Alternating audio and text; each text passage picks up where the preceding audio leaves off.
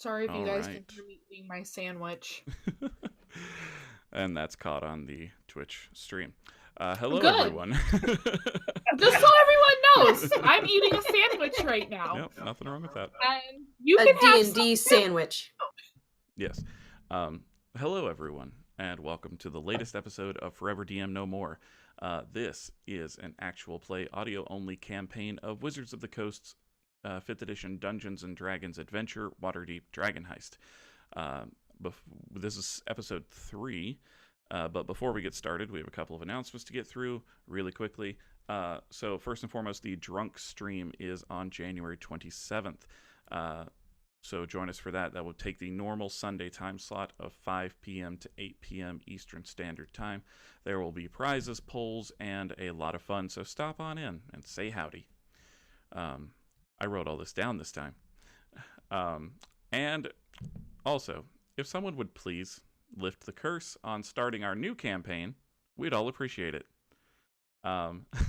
Assuming the curse is lifted. I'm pretty sure there's a curse. Why my internet went down? Was that? Because my internet was down, so I couldn't start teaching that tabletop last week. It's got to be the curse. Yeah, I think we've been cursed. But assuming the curse is lifted and the cleansing sage helps, this Sunday we'll see the beginning of the new campaign entitled Fortune's Tide. And this is our third time trying to get this campaign started, so cross your fingers. Again, that will be in the 5 p.m. to 8 p.m. Eastern Standard Time Sunday evening time slot for the foreseeable future. We also have Make Believe Menagerie that will be returning what day, Hannah? This coming Monday. This coming Monday. Okay. Yeah. And remind everyone The what that time slot 21st. is. The time slot for Make Believe Menagerie, I'm talking with my mouth full. I'm sorry. You're good. Is the time slot we're in right now, 7 p.m. to 9 p.m. Woo! Okay, and that'll be on Monday. Yep. And then Tuesdays, obviously, we have this show. And Wednesdays, what's happening on Wednesdays? Anything? KOTT comes back Yes. on the first Wednesday of next month, which is February the 6th, and we're gonna do monthly, I believe. All right. Until further notice. So mark your calendars for that. And then on Thursdays, we have Teach Me That Tabletop. DeForest, really quickly give us a rundown of when that is starting and the time slot, please. Right.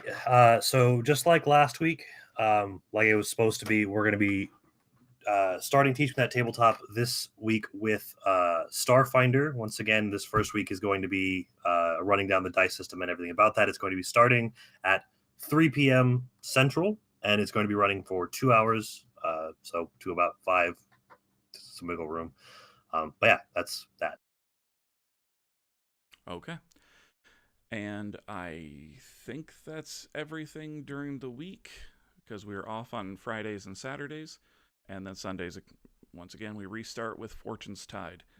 So I think that's all the announcements. Hannah, did we have anything else that you can think of currently while your mouth is full of sandwich? Like a dentist. Okay. How's school going? Oh, so great. Okay.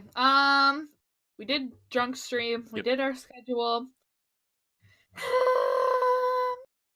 Oh. Mm-hmm. What follower count are we at now? Oh, that's a good question. I am 98. Not on Twitch right now. I think we're at 98. All right. Well, when we hit 100, mm-hmm. we gotta come up with something fancy. I want people to send in suggestions. That's what I was about to say. Oh, well, there you go. Yeah. So make sure that you tell us what you want to see for 100. Yep. If you want to see everyone here play male characters that identifies as a male, and then vice versa. And have all the girls try to make boy voices the whole time, let us know. Okay. That'd be really funny. But yeah, give us some suggestions, let us know. And yeah, I think we are good. Okay. Very last but not least, we're going to run around real quick and do introductions for people who are just tuning in for the first time. My name is Hobart. I am also known as the Friendly Dungeon Master, and I will be the Dungeon Master for this game. I use he, him pronouns. Let's go to Megan. Hi, my name is Megan. Salut!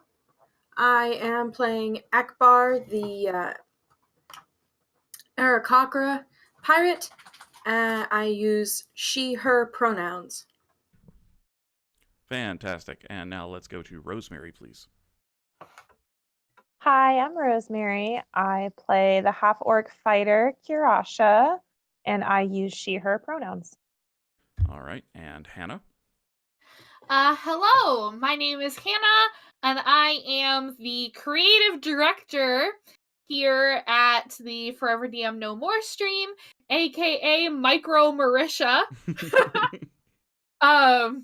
Because gotta have a role model.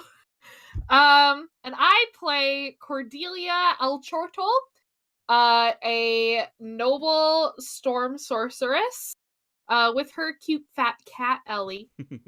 So yeah. And she, her pronouns, correct? Yes. Okay. All right. And last but not least, DeForest. I'm using that phrase a lot. I appreciate you emphasizing that I'm not the least, but we all know it's not quite true. Anyway, my name is DeForest. I'm playing Claiborne Jotunmal, an Aluskan human bard.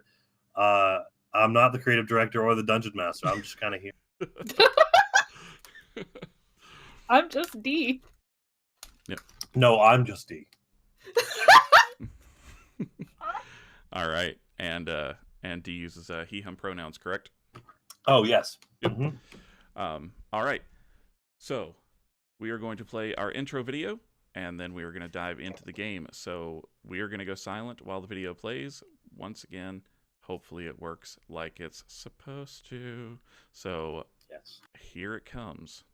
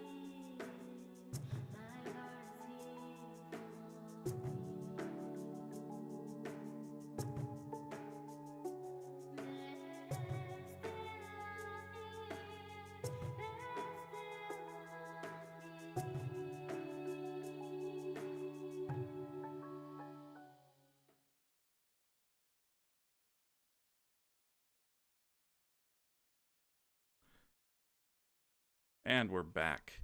All right, I hope everybody who is watching could see that, and it, went well. I know it's frozen or lagged a couple of times the past 2 episodes, so hopefully it did not do that this time for you. You know who made that intro video? I have no idea. Heck. Who made? It was Hannah. It was me. And it's still awesome. I'm very proud of the videos. Yes. I just gotta say, I'm like more of like a visual artist in the sense that the things don't move. So the intro videos are like a big deal for me. Oh, Slope says it went perfect. So hey, awesome. Thank you for checking on us, Slope. Yes, thank you, Slope. Yeah, Slope is awesome. All right, we're gonna get into this. When we last saw our heroes, they had followed a blood trail and a set of heavy footprints from the outside of old Zoblob's shop down an alleyway to an apparently abandoned warehouse on Candle Lane in search of Floon Blagmar. You were set on this assignment by Volo Gedarm for some money to return his friend to him. when you got to the warehouse, there was a little bit of back and forth about what to do, and Akbar, having his mind set on revenge against the evil Xanatharim for the destruction of his pirate vessel, set things in motion by trying to open the door. Assisted by Claiborne, the pair knocked the door down handily and charged inside of the warehouse, and as they entered, they both saw a black-clad Kenku who turned toward them with a dagger and I believe it was a scimitar in its hand, and the words they heard from its beak were, "Xanathar sends its regards." And we resume our tale as the party rolls initiative. Yeah. And I'm going to put up the map of the Xanatharim warehouse up on the screen for anyone who's watching. You can follow along as we play, and I have sent a copy of the map to the players so that they can also follow along and have a visual representation. I have our first critical of the game, I think. Woo! Critical fail. Nice. Oh, I got it. Critical success. It's a critical fail. Oh boy. Oh no! I thought I Plus did one, bad. so it's a 2, but it's still a critical fail. I got a 5 + 2, so 7. Okay, hold on. I will ask. Oh yeah, do your thing, yeah. Yep, give me just a moment. Okay, I had my notes app up. Don't know where it went.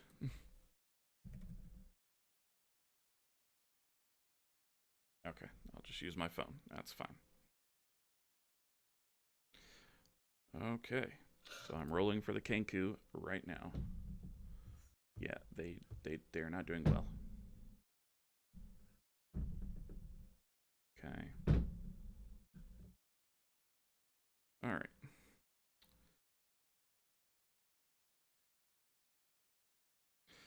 Okay. Akbar is sitting on a 15. Okay. And let's go with Kirasha. Nat 20. Nice. Yeah. All right, so Two different types of people. I know. Yeah, we got both types of crit here. All right. Well, the good news is that on a skill check, not in combat, a critical fail is just that. It's just a failure. So we got Kirasha up first, I would imagine. With your do you have any dex bonus? Like what is your initiative? Oh, my initiative is +1. Okay, so you got a 21 total. Yeah. Nice. Okay. I always forget to add initiative. That's all good. All right, so we got a nat 20 from Kirasha, a nat 1 from Cordelia. With your initiative, what does that make that, Cordelia? 2. A 2. Okay. Don't even Nice. worry about it. All right. Akbar, what did you get? I rolled a 13. My initiative brought it up to a 15. Nice. Okay, and then Clay? 5 on the die, 7 total. 7 total. All right. So that is for Clay. All right, so pretty even spread, really. Clay, what is your initiative or your dexterity modifier? +2. Okay, so you will go on 7 fast. Nice. All right. And then Kirasha, you are up first. You are still technically outside of that far right door next to the big bay doors. So you can move inside if you would like to. Once you move inside, go ahead. Yeah. No, go ahead. I'll just say once you move inside, you will see the Kenku standing there that you heard speak. Oh, so I did hear him. Yeah, it was pretty loud. Okay. All right. Yeah, so I'm first, but I don't feel like Kirasha would just attack because, the Kenku is vaguely threatening. Is the Kenku making any look like he's about to take action against our party? Yeah, it definitely does not look like it's so well, first of all, do you step inside? So yeah, I want to move inside. I'm going to move inside to see who said what. Yeah. So you see the Kenku and it turns to greet the newcomers, And as it does, it's definitely holding a scimitar in one hand and a dagger in the other, and it's taken up a defensive posture, but it hasn't really had time to assume any other type of stance. Okay. So I'm gonna think out loud for a little bit. Yep. This is interesting because as a player, I want to like attack. But as a character, I don't think Kirasha would just attack out of nowhere, even though he's taking up a defensive position. Right. I mean, her first thought is toward protecting Cordelia, and if Cordelia is not in danger, she's not going to engage. So I think she's going to just ready in action. Can I do that? Yes, I was going to suggest that. Okay. All right, she's gonna get ready to attack. She's gonna pull out her shield and her battle axe and just take up a defensive position as well. Okay. What is your trigger, just if it moves to attack? I'm sorry, what? What is the trigger for your held action? You have to declare, if this happens, you'll attack. If the Kenku attacks any of our party, I will attack. All right. No problem. Okay, cool. Next, we have Akbar. Akbar, you and Clay broke down this door and immediately were confronted with this large, almost crow-looking, humanoid-ish individual, which you know, you're familiar with them. They're Kenku. And it looked at you and said, "Xanathar sends its regards," in a kind of gravelly voice, and then it has its weapons ready. What are you gonna do? When I first open the door, I've got my I've still got the crowbar, I guess, just in my hand. Mm-hmm. So I'm gonna burst through the door like guns ablazing, ready to go. What's a gun? But as soon as I see that what's inside the door is a damn Kenku, I'm just gonna kind of lower my arm and just like heavy sigh, like, "Damn it, it's just a Kenku," and kind of slouch and walk into the room. My guard is not completely down, but I am a little bummed. It's just a Kenku. Okay. Who among you has a passive perception higher than 13? No. I do. So Kirasha? Mine's 14. Yeah. Okay. Cordelia, do you? Nope. Okay. No. Okay. So Kirasha, you're the only one that notices as Akbar just kind of strolls into the room. Akbar, are you readying an action of any kind? Or are you just walking in?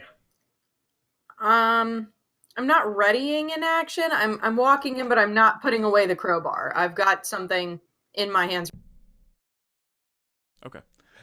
All right. So, Kirasha, you see as Akbar comes in, behind some of the discarded furniture, you are the only one that notices a second Kenku head pop up behind a turned over table, and you see that there's a ton of furniture in this room, and it is all just scattered and tossed carelessly around. I will have everyone make a perception check here in just a moment, but for now, this second Kenku is going to take a short bow shot with advantage on Akbar, since Akbar's just casually strolling through.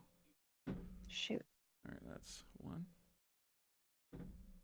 Oh, that is a 19 on the die. I believe that will hit. So that's a 24. And you will take... Oof. That's going to be 7 piercing damage. As this... Oh, great. I'm almost dead. Yeah. As this Kenku kind of raises up and sees you, and then just immediately looses a short bow attack towards you. The arrow kind of pierces into the near the clavicle, and you can feel that it is a heavy hit. It went straight through your armor.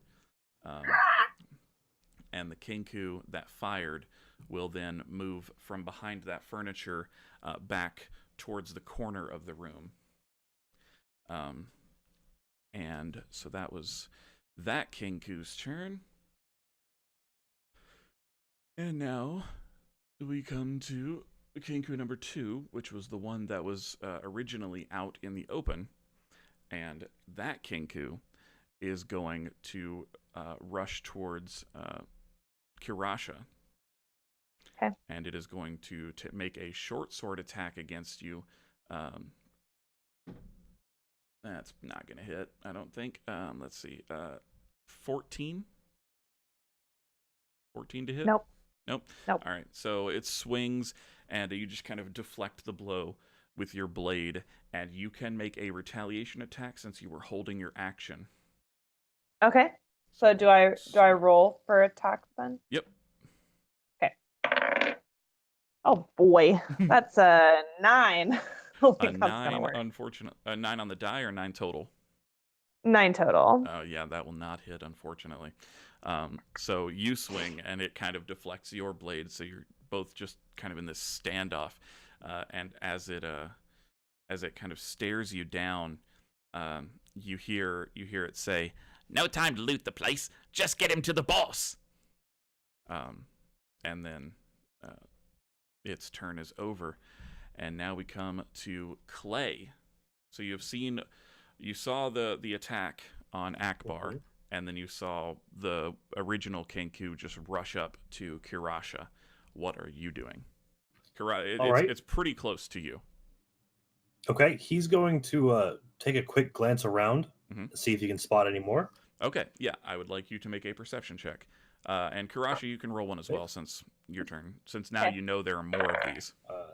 That comes to 20 total.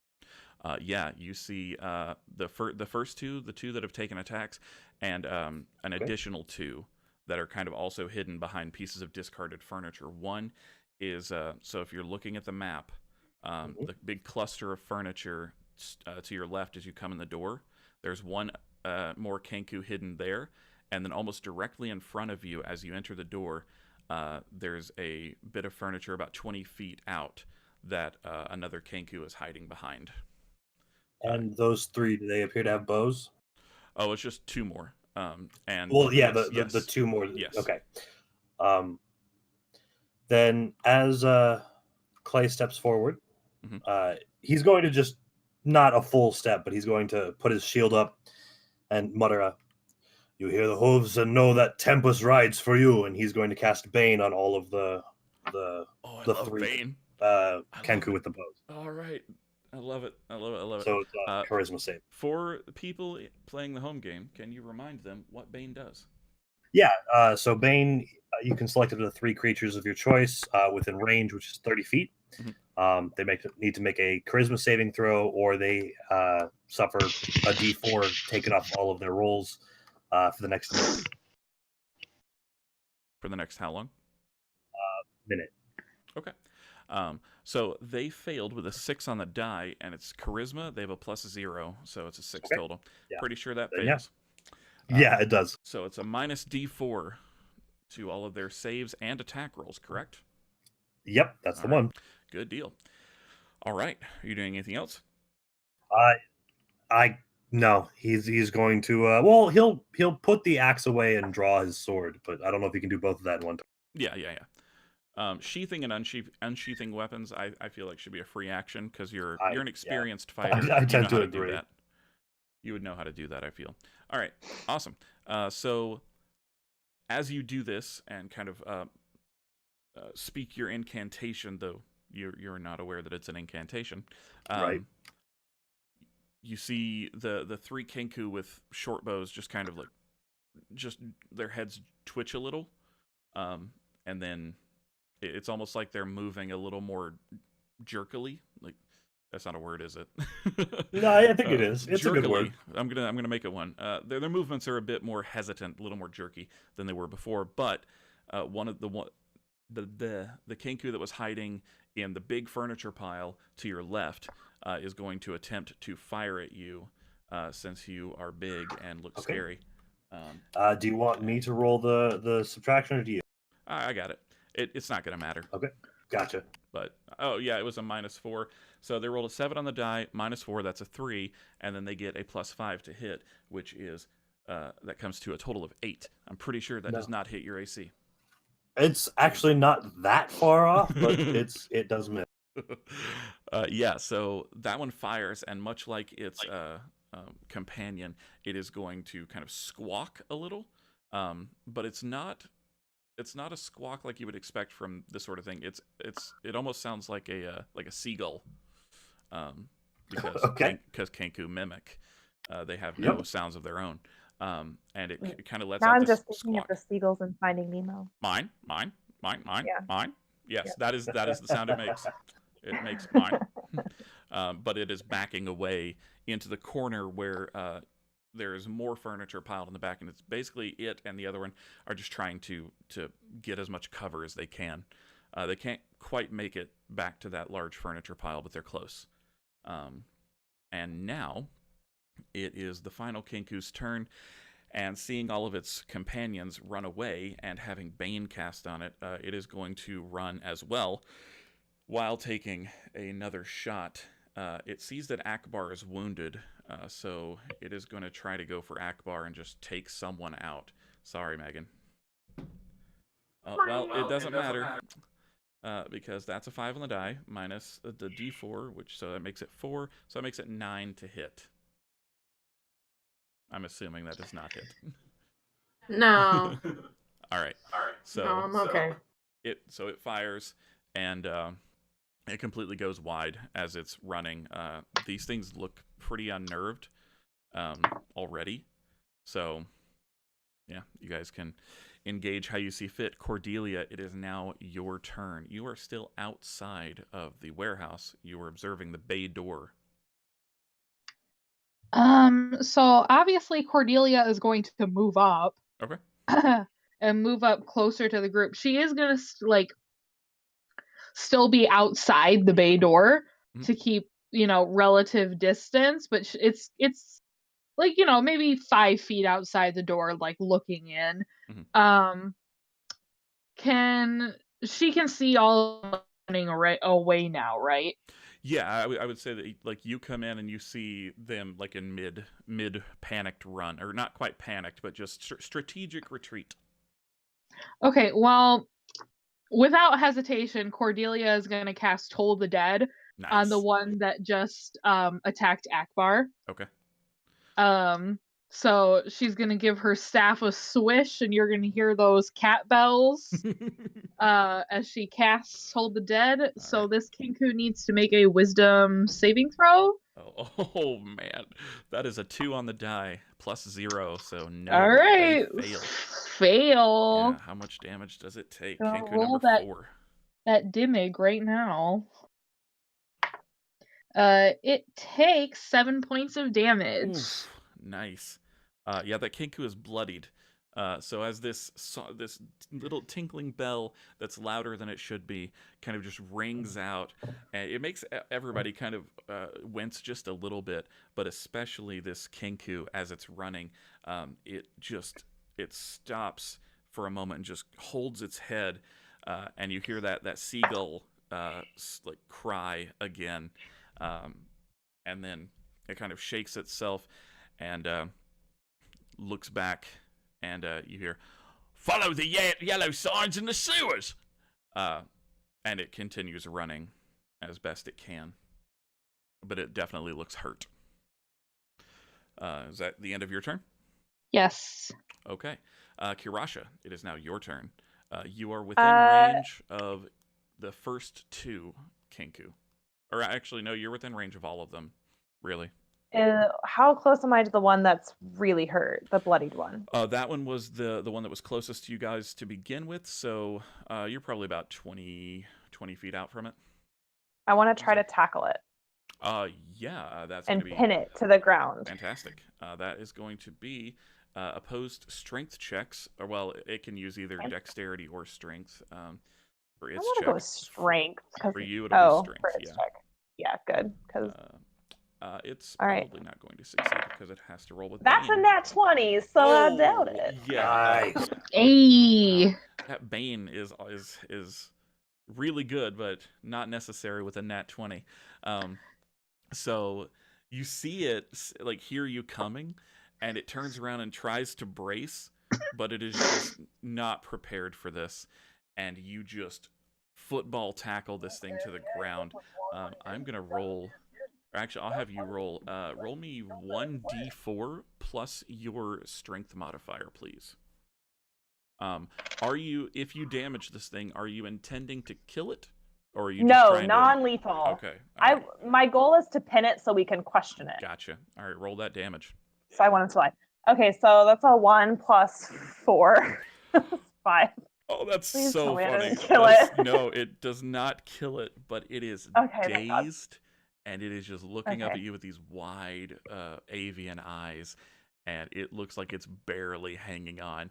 I will tell you, it had 6 HP. Oh God. So it's down to 1, but you are holding it down, and it is unable to move. On its turn, it will attempt to make a strength check to get away from you, or an acrobatics check, but again, it still has Bane affecting it, and it's at 1 health, so I don't think it's going to go well. Is that all you do with your turn, or do you talk to it as well?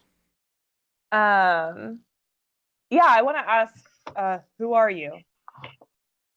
And when you say, who are you, you hear, Xanathar sends its regards. Oh. All right. Can I ask it again, or is that my turn? Oh, yeah, you can ask it one more time. I want to repeat myself. Who are you? And it kind of cocks its head to the side, and as if it seems like to it already answered the question, and then it repeats, Xanathar sends its regards. Okay. So, okay, that's the end of my turn. Okay. Yeah, they're not the most talkative of creatures. All right, and then it will be Akbar. Am I able to take the arrow out of my clavicle? Oh, yeah, yeah. Okay, so I'll take the arrow out and start bandaging my wound. I don't have a first aid kit or anything like that.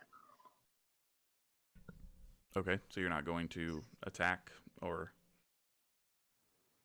I'm very, very close to dying, and I'm bleeding. Do you have any healing potions? Do you have a No. medical kit? No. Okay, so you don't really have anything to bind wounds with currently. I mean, I guess I could tear. We're in a warehouse, right? Yeah. Okay, so I'll rip the sleeve off of the shirt. Okay. I will say make a medicine check for yourself. I'm working with what I got, man.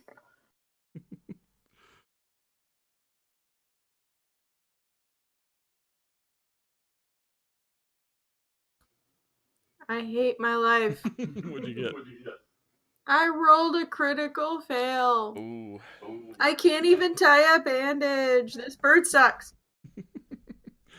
Okay, so what we're going to do now is we are implementing something that comes from the Almost Heroic podcast, courtesy of the goddamn DM, Patrick Tracy, and that is the fail scale. So basically, I'm going to roll a D percentile, D100, and so from 1 to, we're going to say from 1 to 50, it is just a regular fail. Nothing really bad happens. From 50 to 75, it is detrimental.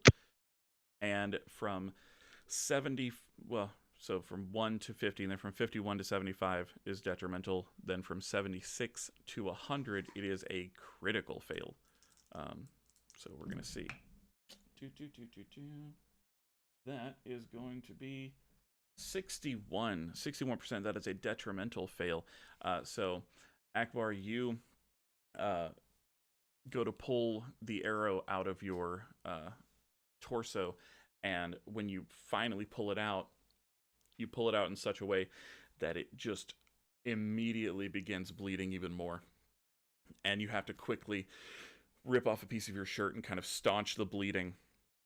And you are going to... I'm going to say your speed is halved until the end of your next turn. Bye. And do you want to move? Well, I don't really need to. Okay. So you stay pretty close to the doorway, a little ways in, because you were casually sauntering with a crowbar. And that will be the end of Akbar's turn. So now the first Kenku, which is the one that fired at Akbar originally, that one is going to use the rest of its turn to get behind the furniture in the far...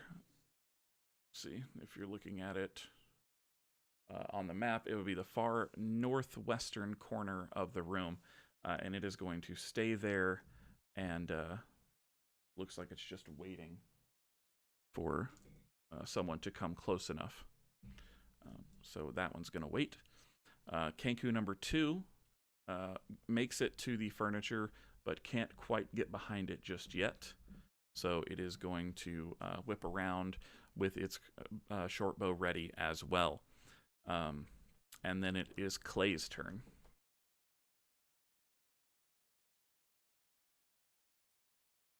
Hello? Did we lose him? Not sure.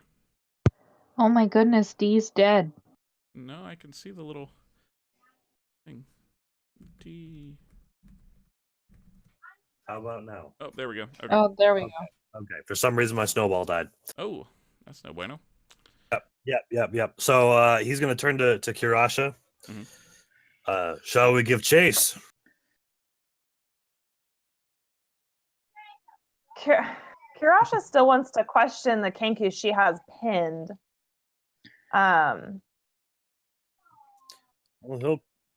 But she's kind of also turning to worried see that this. Yeah, she's I also worried forgot about that the you other were. Kenku attacking us. Yeah, so turning and seeing her asking that, he'll just kind of nod, and he's gonna go. What is it? Full defense? Okay. I think. So you're. Yeah, he's going to take a defensive position. Are you taking the dodge action? That's the one. Okay. Sorry, So, I've got my systems. it's all good.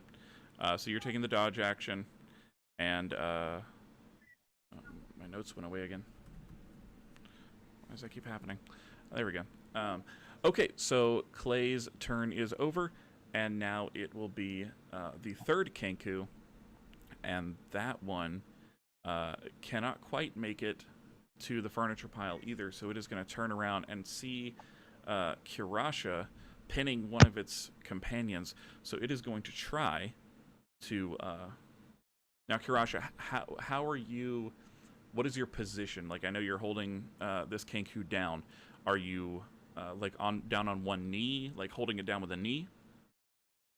Yeah, I've got my knee pinned on his chest, and I think when I was questioning him, my hands were on his shoulders and I was kind of shaking him. Okay. But when Clay addressed me, I kind of became more upright with just like kind of down on one knee with my knee pinned on his chest. Okay.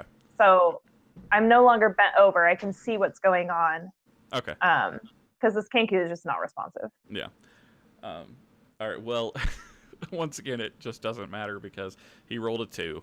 Okay. Man, these Kenku cannot roll for shit. So another arrow comes sailing pretty high above your head. And the Kenku just gives a frustrated shake and continues running towards the furniture pile in the back.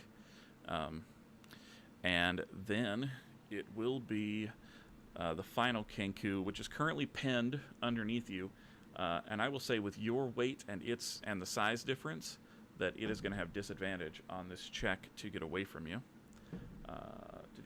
So it's a 10 So it's going to be a 13 total on its dexterity check to get away from you. So I would like you to make an athletics check or acrobatics check to hold on I'm gonna to do it. athletics.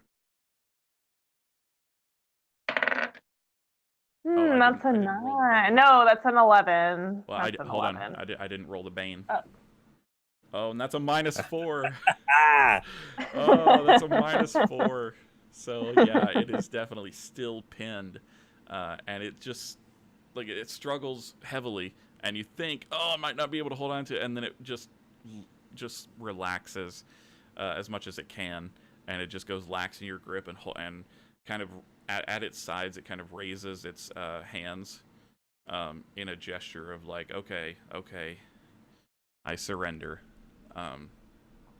So that one it looks like the fight has been taken out of that one.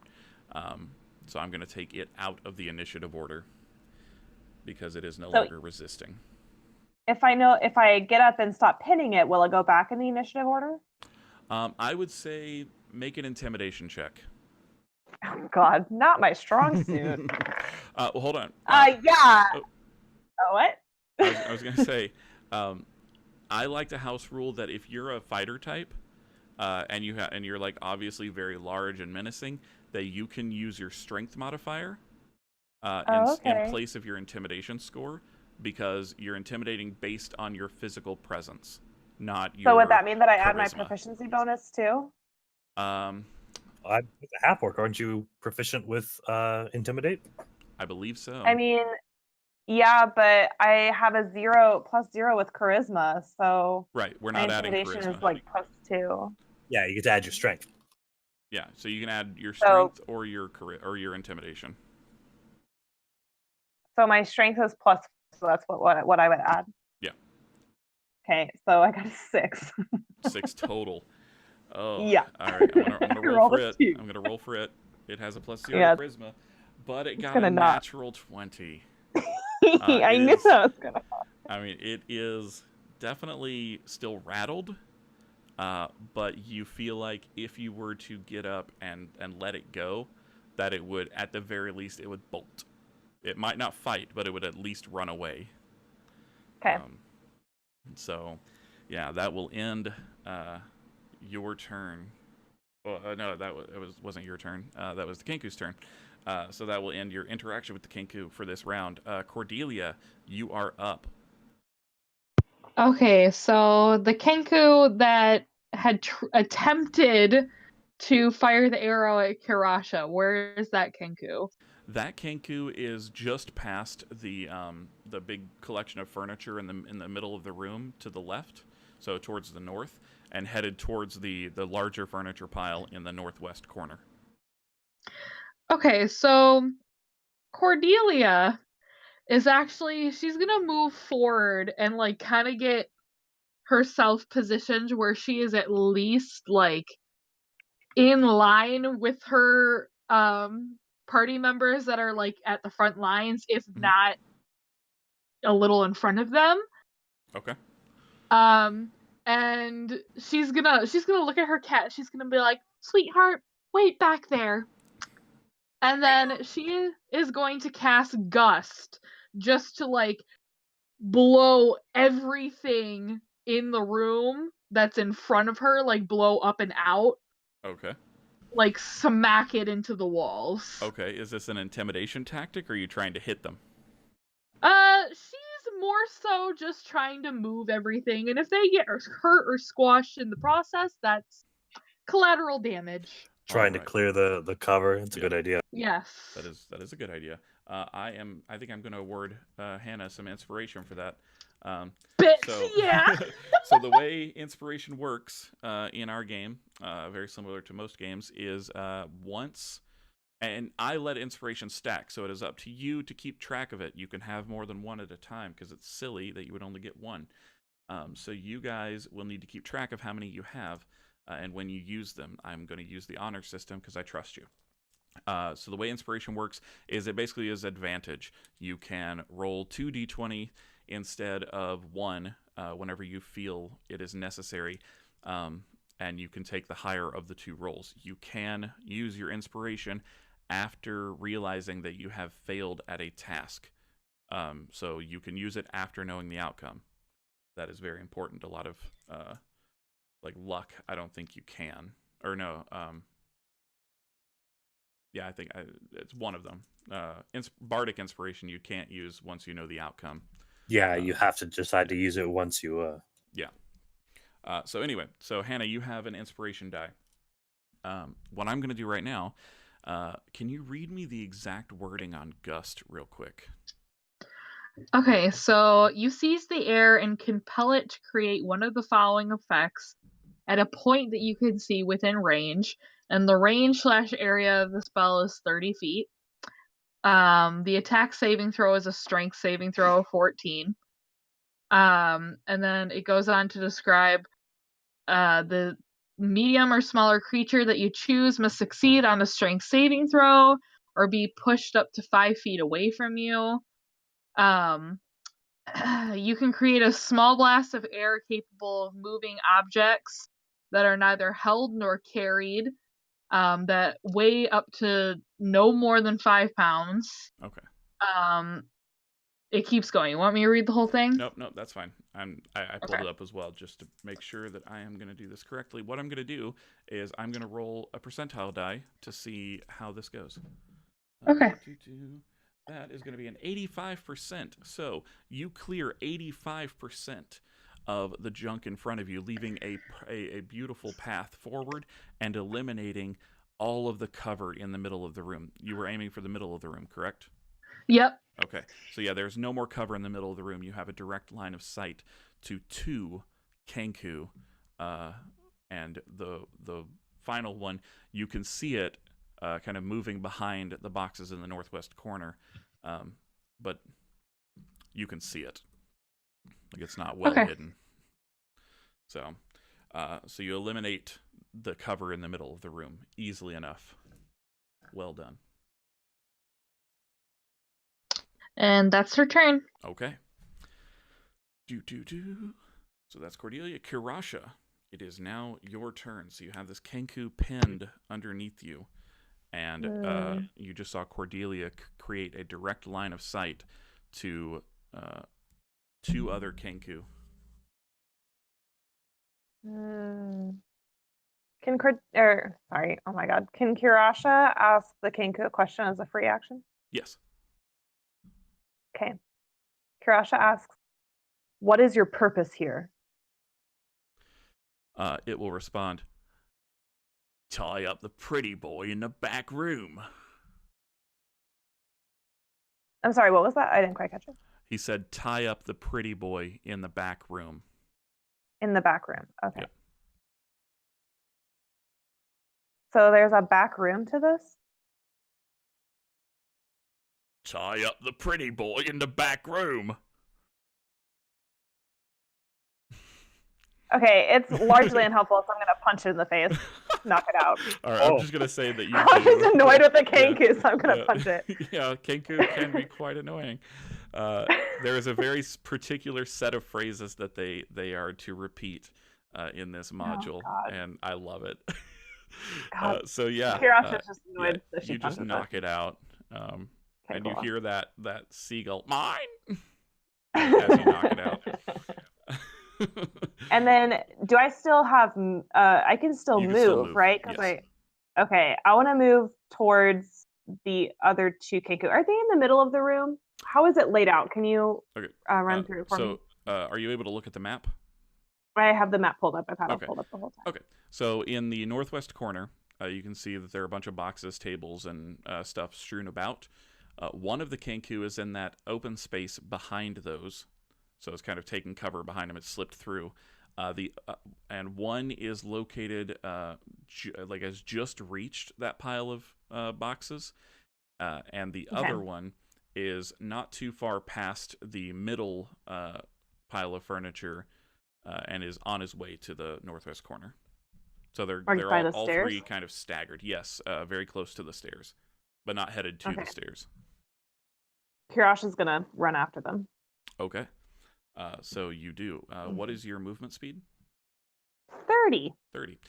You can make it to pretty much right up to the nearest Kinku. Okay. But you cannot do anything yet unless you use your Right. your fighter. I don't think I have a bonus action yet because I'm only level 1. Yeah. Okay. I'm trying to remember when fighters get action surge. I think I get an action surge at level 2. Okay. Yeah, So- I think it's Yeah. a second level thing. All right. Yeah. No worries. All right. So that ends Karash's go. Akbar, you are up. Oh gosh. You can attack.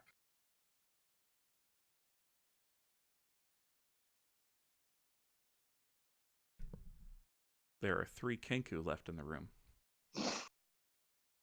One's unconscious, but there are 3 still standing that have been undamaged. And our party is basically between us and the only exit besides the stairs, correct? As far as you know. Oh, okay. I can't decide if I'm even capable of attacking. Like, it got me in the clavicle. Oh my, that was flavor. Yes, you can attack. I'm just trying.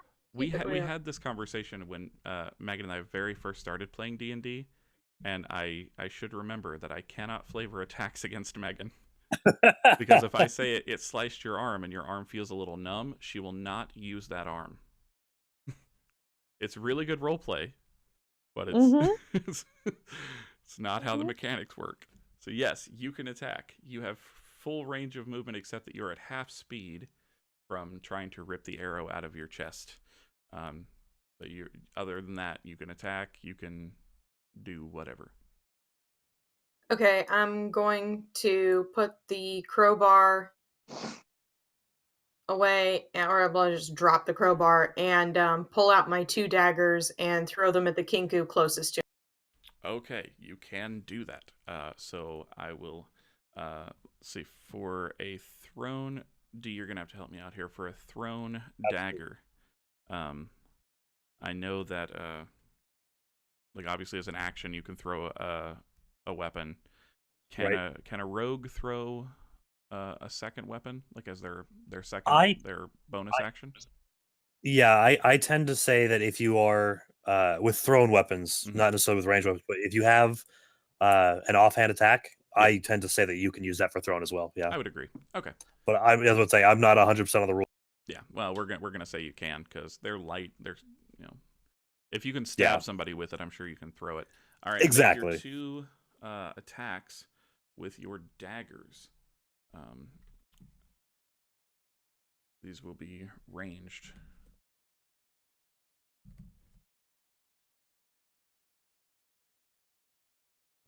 I rolled a 7 and an 11. Well, add your attack bonus to those and tell me what they are after. Pretty sure the 11's going to hit. Don't know about the 7 yet. What's your attack bonus?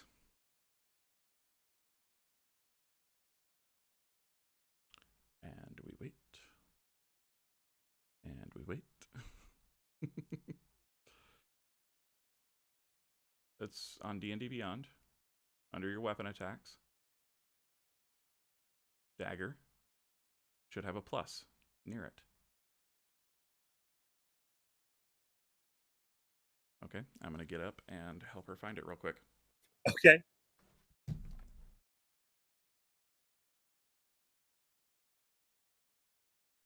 And then Cordelia killed them all, and it was fine. Oh, hey, as kind of a fun thing, so I've been reading through a lot of rule books recently, preparing for teaching that tabletop. I learned a really neat thing about bards. I don't remember what ability it is, but there's one ability that gives them advantage or pluses on. Oh, let's use your proficiency modifier on saves that you're not proficient in. And ability checks. And I don't remember what it's called, but basically you get to add your proficiency modifier to your initiative. It's pretty neat. Okay, so roll 1d4, Megan. So the second attack does hit. The first one did not. Okay, so that's a 3 piercing damage. 3 piercing damage to, that would be Kenku, a number 3. All right. So it takes it. The dagger kind of plunges into its arm, and it rips it out and squawks and throws the dagger on the ground. So you can retrieve it later if you want. And is that all you do?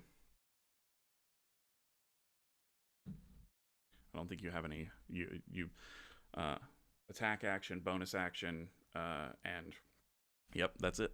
Because you used your move to get up close enough to throw those daggers. So now it is the first Kenku's turn. No one is. Yeah, let's see. Short bow. 80 feet. Good lord. Yeah, so it's going to take a shot at Karasha. Okay. Because Karasha looks big and scary. Mm-hmm. That's a natural 1.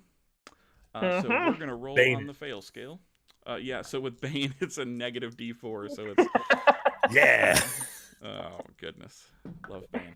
Okay, so that's a 42. That's not too bad. It's not a detrimental failure. It fires, and you actually hear, like, you see it prepare to fire, you see the arrow release, and then you just hear a thud and realize that it was leaning out from behind a crate and leaned in behind the crate again too quickly, and the arrow just fired directly in front of it into a crate. So you just kind of hear this. We've all been there. We've all done it. We've all done it. And its mine sounds embarrassed. Mine. And that is the end of its turn. So Kenku number 2 is the closest to the pile. It is also going to fire at Karasha because she's the closest. That's a 5. Let's see what Bane has to say, just for funsies. Oh, that's a -4, so that makes it a modded 1, a dirty 1. It is not gonna hit. Man, these guys cannot roll. It's so bad. And Bane is not the worst henchman possible. Yeah, they really are. Yeah, I'm going to roll an intelligence check for these guys because they're not doing well. This is not going well for them. Watch their intelligence wow. get a crit 20. It's a 15. Oh, okay. It's still pretty good. So yeah, they start to put things together, and it definitely looks like they are now starting to look for an escape as opposed to a position of hiding. They're trying to get away. So we are going to actually go out of initiative, out of combat, and move into a skill challenge. Ooh. So, yeah, skill challenges are fun, I think, and I don't think enough people do them. Once again, we're going to be using the rules from Patrick Tracy, a.k.a. the goddamn DM from Almost Heroic podcast, and the way this is going to work is I will describe the situation to you, which I have already done, and you guys will then, using the same initiative order that we've been in, you will tell me how you're going to use one of your skills to resolve the situation. And for the purposes of this, you can use any spell as long as it is not a buff or a debuff type of spell, because it makes it more fun to have everybody roll individually. Now, Bane, obviously, still going on. We're going to still consider that up and running because that was already cast. So you can use any skill that you have, and then the next person cannot use the same skill that was just used, and they cannot use the same skill that they used previously. So if Karasha uses athletics, then who is next? Then Akbar cannot use athletics, and Karasha cannot use athletics on the next turn as well. Does that make sense? Okay. Yeah, that makes sense. Okay, yeah, and I'll continue to refresh as we go along, because if everybody enjoys these will continue to be a recurring thing because I really like how it's done, and the system that Patrick came up with. It's an adaptation of 4th edition, I believe. So we'll start off. Let's see who went last. I believe Akbar did. Yeah. So we're gonna start off with Clay. So you have one Kenku hiding behind the pile of furniture and boxes in the northwest corner. You have one Kenku standing right next to that, and then you have one other one that is near the stairs that is currently engaged with Kirasha. And they all three look as if they are ready to bolt at any second. Okay. Oh, and spells don't use spell slots, by the way. I was about to say, because the spell that I would want to use would be Horn of War. It's technically just to allow people to get into position better. Okay. So, yeah, we're gonna do that. Yeah. So he'll kind of look to all his allies and. So we have to choose a skill associated with that. Right. So you tell me what skill that would fall under. Could be Arcana. I would probably be Performance. Okay. All right. So I'll go ahead and roll that. Well, just because one, he's a bard, it's barding magic, and the way he casts is by reciting. So we'll go ahead and roll the Performance. Okay, and we're looking for 6 successes. Right. 3 failures. Okay. What is considered a success? Well, tell me what you rolled. Well, that comes to a 13 total. 13 is exactly the DC. I'm not kidding. Nice. Yeah, 13 was what I set it at, because this is not a difficult challenge. It's just a fun one to introduce everyone to it. You blow that horn, and what does it sound like? Like with everything, again, he doesn't necessarily have an instrument, so he's just be calling out, feel the winds of Talos at your back, surge forward. All right. Okay. So now, the Kenku that is engaged in melee with Kirasha, it is like looking around frantically from left to right, and it just bolts away. And it starts to. It hasn't quite moved out of melee range yet, but it is definitely like on its way out. Cordelia, what skill would you like to bring to the table? Oh, I forgot to mention. Sorry. No, you're fine. I don't know how this would work with this. When Horn of War sounds, everyone gets to move. Use their reaction to move up to 30 feet. So. Oh, okay. I don't know how it would. Yeah. I totally skipped over that part. Okay. So if anyone would like to reposition themselves, feel free.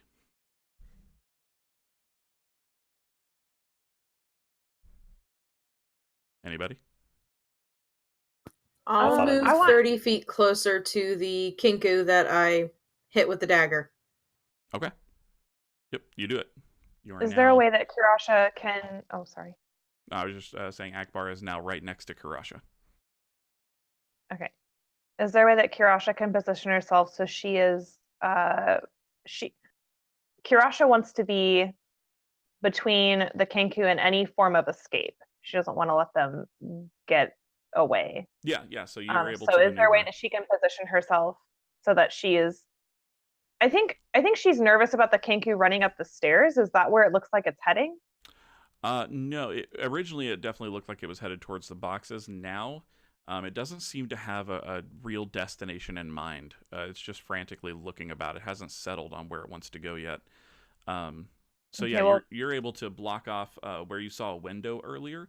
So this little like thin sliver on that wall, that is a window. So you can block that and the stairs just by kind of widening yourself like in a tackle stance.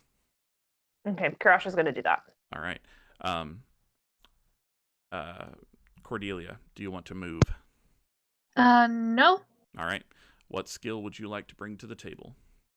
So, Cordelia, being a storm sorceress, would like to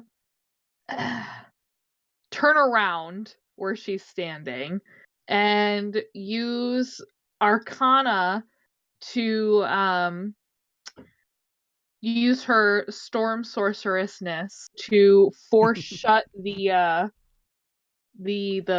doors, the whatever they were called, the big doors, the main The bay doors. doors. The bay door. Yes. Okay. Yes. So yeah, that's what she's gonna do. All right, roll that Arcana. That is an 18. Oh yeah, that will definitely succeed. So we'll say that the door was pretty much almost completely closed before. The Kenku had definitely like raised it up a little bit before you guys came in, but you just with it, it's almost like another gust cantrip, but it's a little more forceful, and you just slam that door down, and it actually splinters the wood a little bit on both sides to where it looks like it's wedged in now and would be very difficult to raise up for a little skinny Kenku.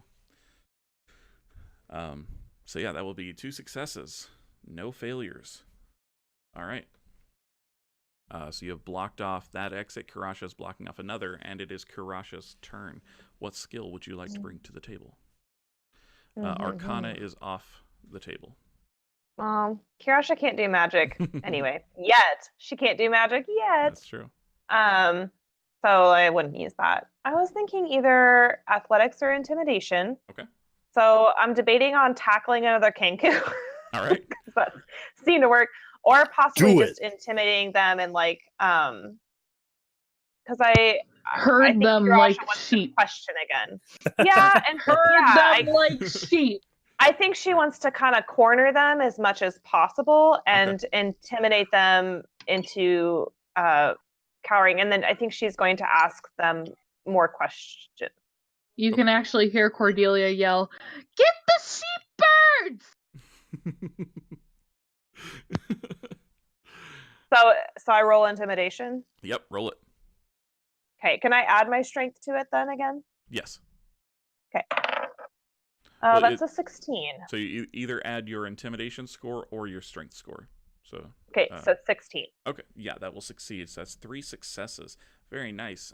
So you kind of are blocking off this stairwell and the way past to the window, and you're just glaring at this Kenku, and where before it looked like it might try to dart past you or try to dart up the stairs, it just kind of stops and begins very slowly walking backwards away from you with its hands up.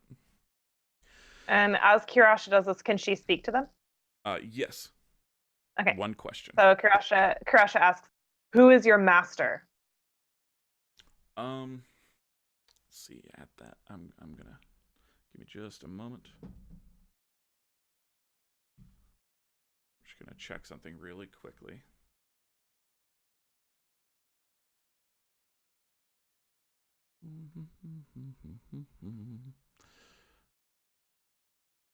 Yeah.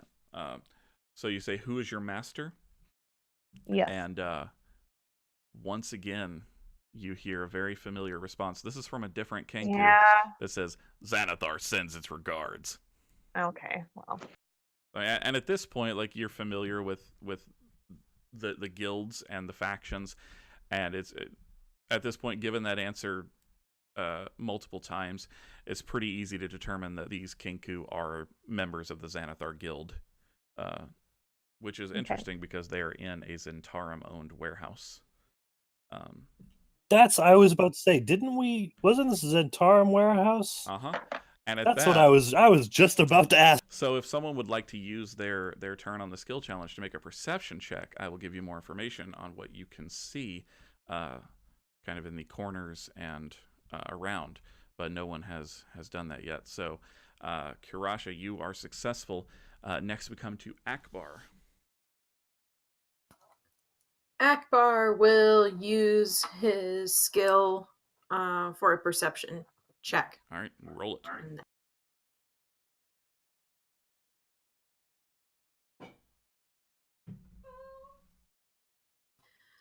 For once I did good. It's a nat 20. Ooh, nice. Womp, womp, womp, womp.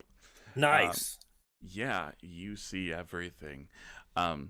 So the first thing you see is that right to the left of this cluster of boxes, there's a small door underneath the stairs. And there is a chair wedged up underneath the handle of this door. And with that perception check, you can very faintly see a very thin trail of what looks to be blood leading up to it. The same type of trail that you guys encountered in the alleyway. The other thing you notice, and it's dark in here. It's dimly lit, so like especially in the corners and against the walls, you wouldn't have been able to see this without getting closer.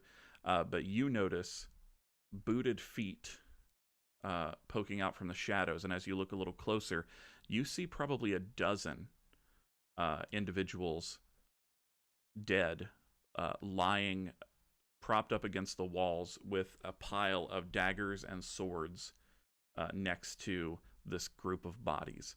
And they are actually against the so it'll be the far northwest wall, kind of near where that big cluster of furniture is, where the Kenku is trying to hide. Yeah, and all of the individuals there are dressed in black, different types of black leather armor and cloaks. Until you get closer and perform an investigation check, that's about all you would be able to tell. But they are definitely dead. They have not moved. There are 12 of them. So, yeah, some shit went down. And that will be 4 successes on the part of the party. So that brings us back around to the Kenku. And, yeah, the one Kenku that is backing away from Kurasha gets enough distance, and it's going to try to bolt. And it's running towards the bay doors because it does not know that they are closed. Kurasha, you are close enough to where you could react to this. Yeah, I'm gonna take a swing at it with my battle axe. Have at. Cool. That's a 14. That will hit. Roll your damage. Okay. And this is the one that was damaged by Akbar as well. Okay, where's my D8? Oh boy. There it is. Oh shit! I dropped it. Hang on. Okay. Okay, so that's 11 plus 2 because I have dueling styles, so yeah, that's it 13 damage. It did. Okay, cool.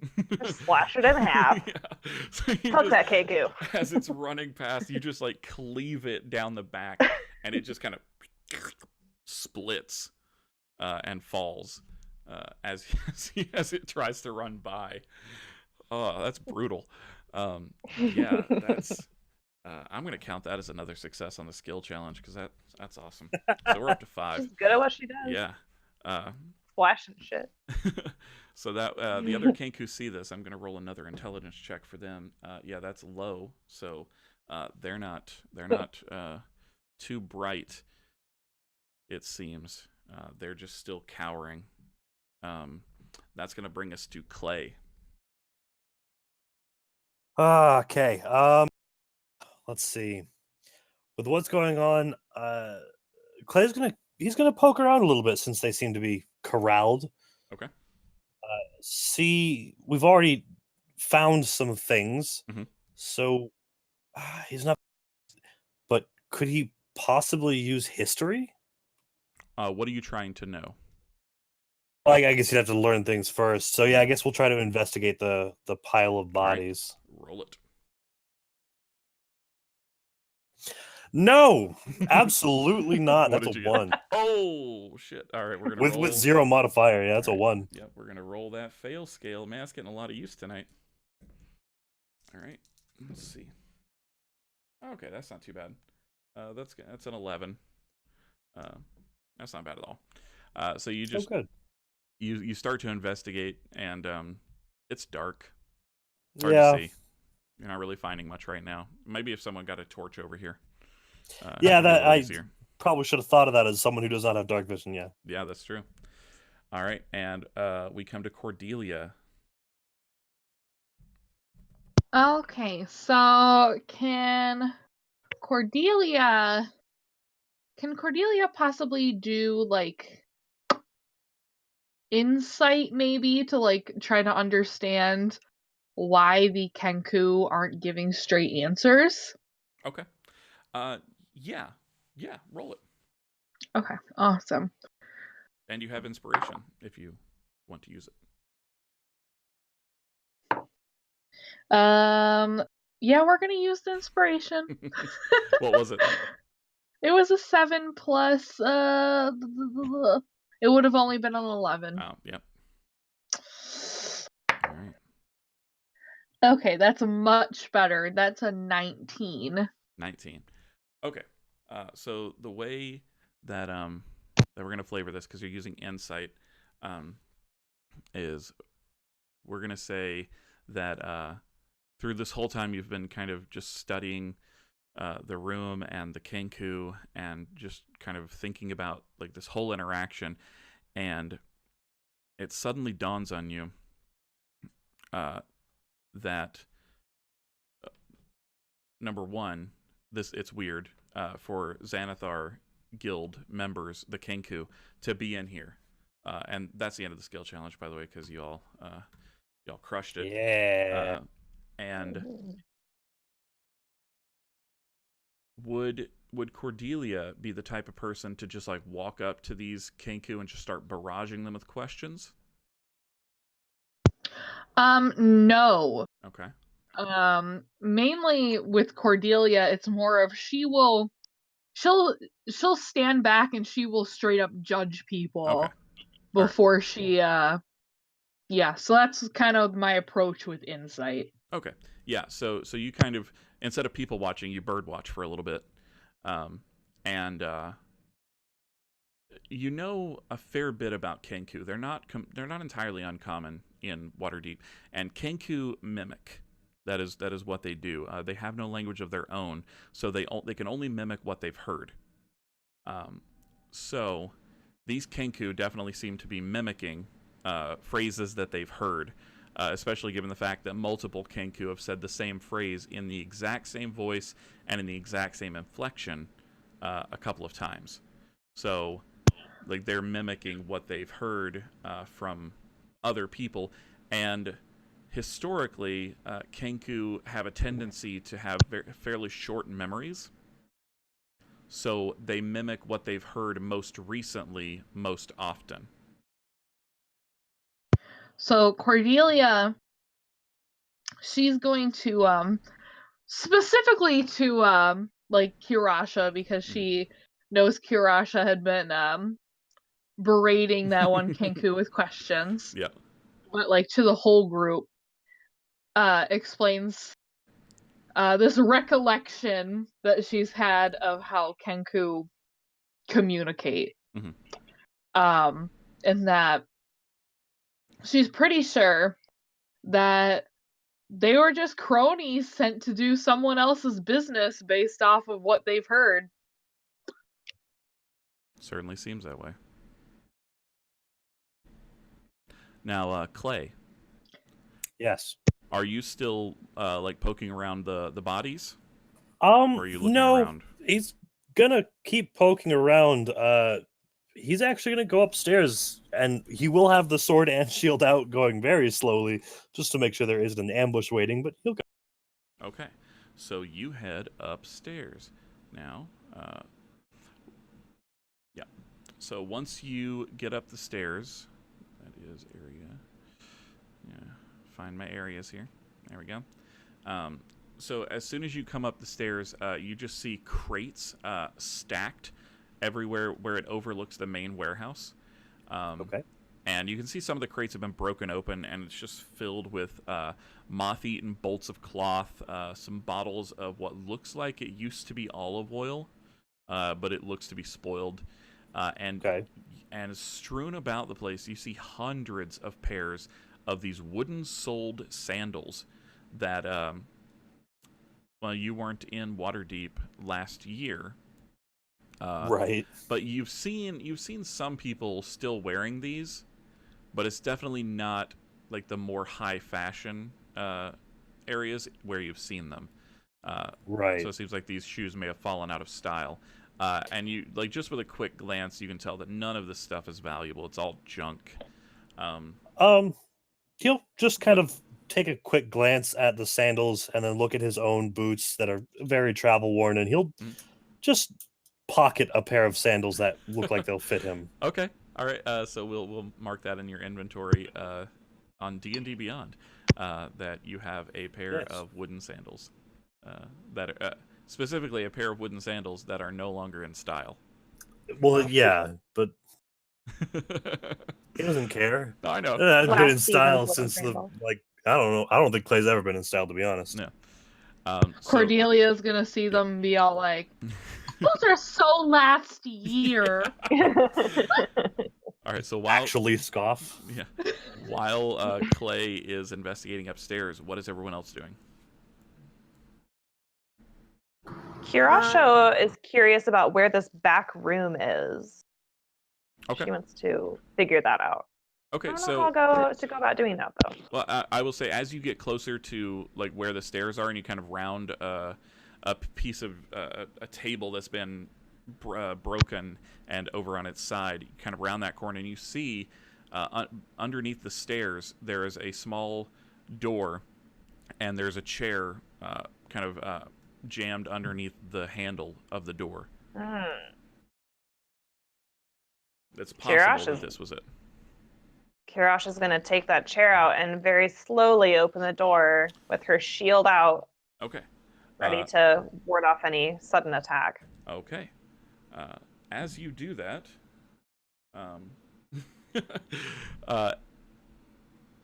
I would like you to make a perception check. God. Just a perception check. Oh, okay, good. Oh, God.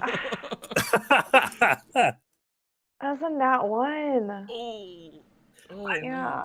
Okay, all right. Yeah. Let's try it Man, again. I get to use the fail scale now. That's Yep. great. All right, okay. That's not bad. My eyeballs explode. That's a 28. That's a 28. How So would you handle a deadly fail on a perception? oh god. Your I don't eyeballs even know. explode. That's what happens. Yeah, your eyeballs just explode from looking too hard. All you see is the inky blackness of death. That was morbid. But I have dark vision. Yeah, it's a bit much. It's a bit much. No, you see, or first you smell the very strong smell of sour fish and vinegar.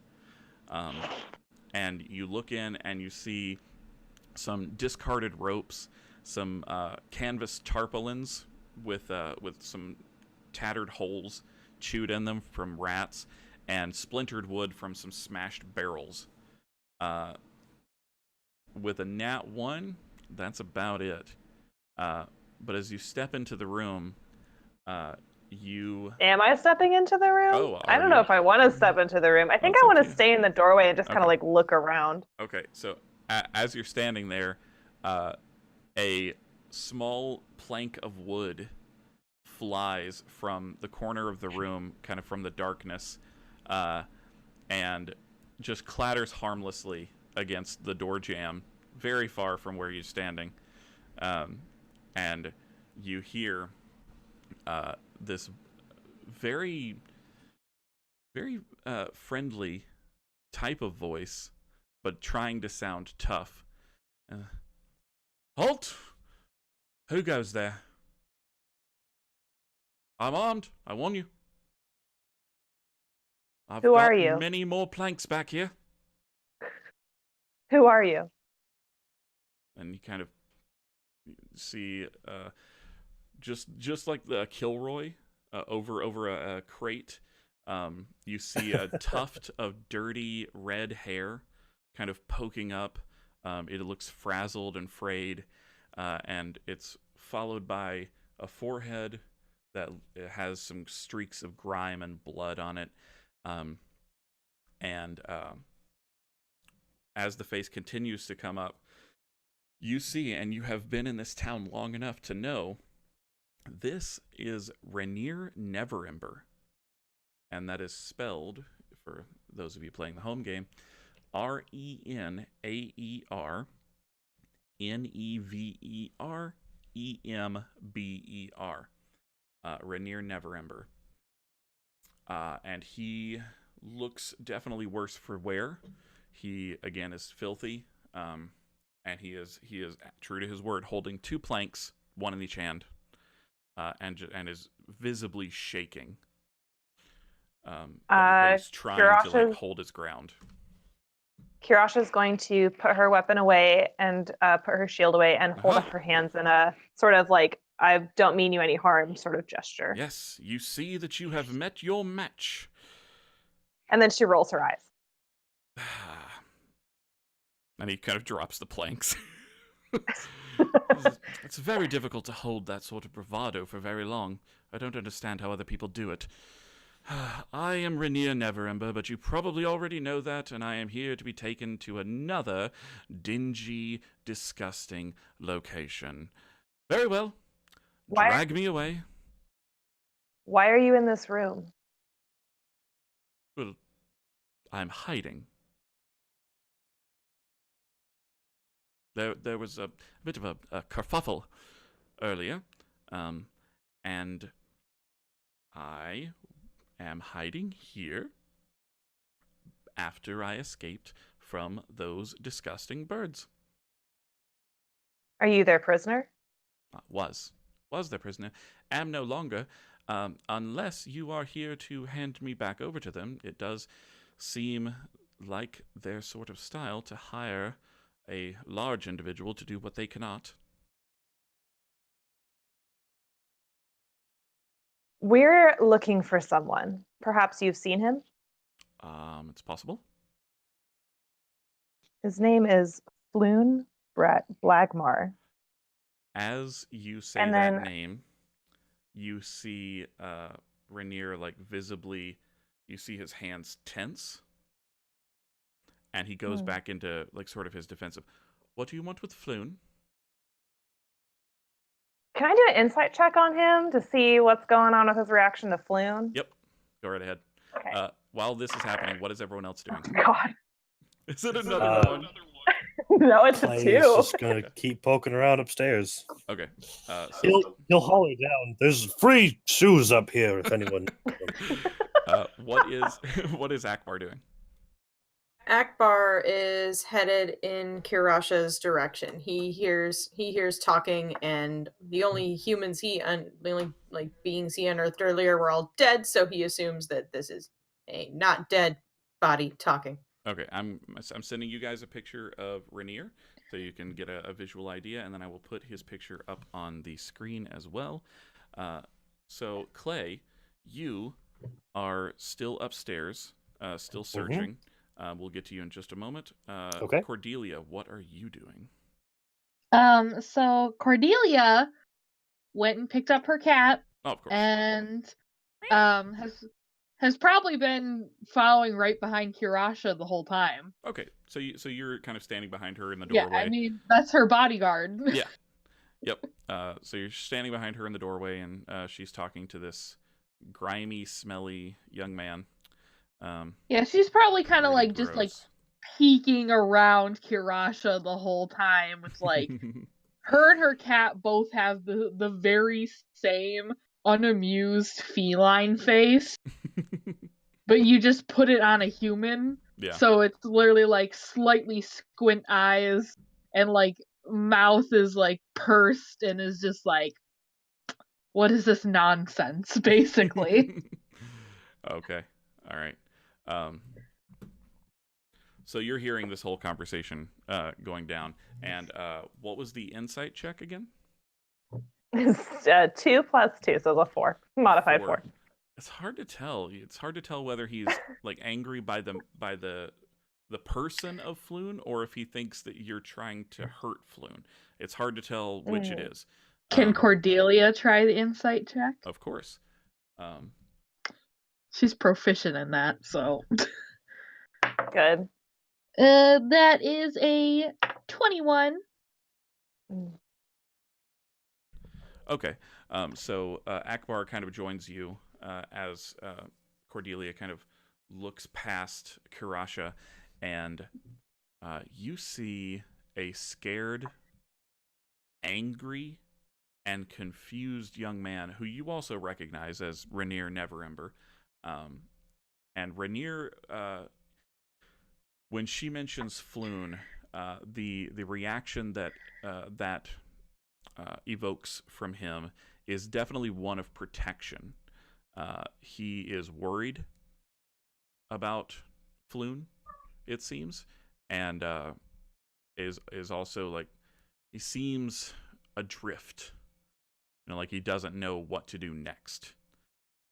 So you would know, just real quick background on Rainier Neverember, that he is the son of the former Open Lord of Waterdeep, Daygult Neverember. I'm actually pulling him up right now because I should have already done that. But he is a very handsome young man, and he and his father have been at odds just about since birth. He is, by all accounts of his father was kind of cruel and capricious, and Rainier is the exact opposite. He is an upstanding young man, and he's well respected within most parts of Waterdeep. So on a societal level, he and Cordelia are about the same level. Children of noble or well-off individuals. Yeah, I would say that like colloquially, he would technically rank a little higher, but only because his father was the Open Lord. And the Open Lord is kind of seen as the face of Waterdeep. But realistically speaking, you would hold the same rank, essentially, within society, yes. Okay. So it's only by, like, just people talking that he might be a little more well-known or whatever. But this is him, and he looks very worn at this point. So Cordelia, she's just gonna, from behind Kirasha, she's gonna be like, so is he your friend? Are you trying to protect your friend? Floon? Yes. I'm afraid we are friends. And it is entirely possible that his misfortune is my doing. You see, people have said that Floon and I look very much alike. We're both red-haired, both very handsome. Oh, Lord. Unfortunately, Floon is a bit of a moron most of the time. I love him, but he's not too bright. But he is a dear friend. And I believe that our captors mistook Floon for myself, and I was brought here, and he was taken elsewhere. I know not where, but I managed to escape my bonds and was hiding here when the fighting happened, and I was just about to leave when I saw the birds, and then you all showed up, and I assumed that you were more brigands here to cart me off to the next horrible place, but it seems that is not the case. Do I look like a brigand? Well, I didn't see you at first. Wait a second. Are you Lady Cordelia? The one and only. I feel as though we've met before. We probably have. Lots of balls.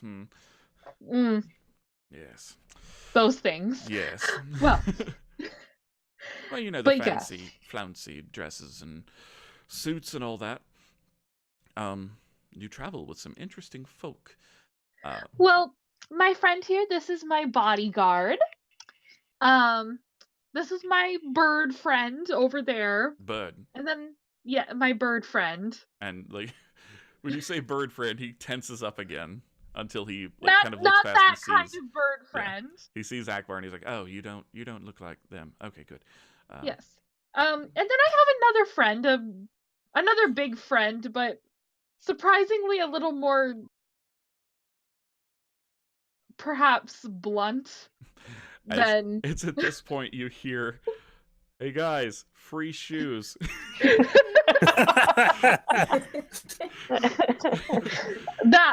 that voice. Is he talking about those hideous sandals? I know they were in It's so last fashion year. last year, exactly. And I had them 6 months before they went on the shelves. Oh, So well, for yes. me, As they're a year and a half out of fashion. indeed, as befitting our station, milady. I feel you and I are going to be very good friends. Would you permit me to come out of this closet? Oh it yes, smells Tarasha, terrible. move. Let's let him out. Okay, so as you guys are bringing... No, Kirasha doesn't move. Oh, okay. Never mind. Kirasha's going to ask him another question. All right, yes. If you were hiding in this closet, who stuck the chair underneath the doorknob outside?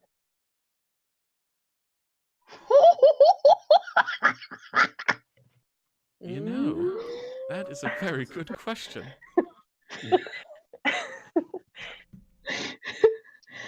I don't know the answer. Can you do magic? She's a little suspicious. Mm-hmm. I don't know the answer to that. What if the birds were trying to keep you in here? Oh, that's possible. What did they want with Floon? Well, once again, I feel that they have mistaken Floon for me, so it is me that they want. Well, what did they want? What did they want with you? Oh. We were kidnapped by the Xanatharum initially, and the Xanatharum believe, and whether it's true or not, I don't know, but they believe that my father embezzled a large amount of gold while he was the open lord of Waterdeep, and that he hid those dragons somewhere within the city.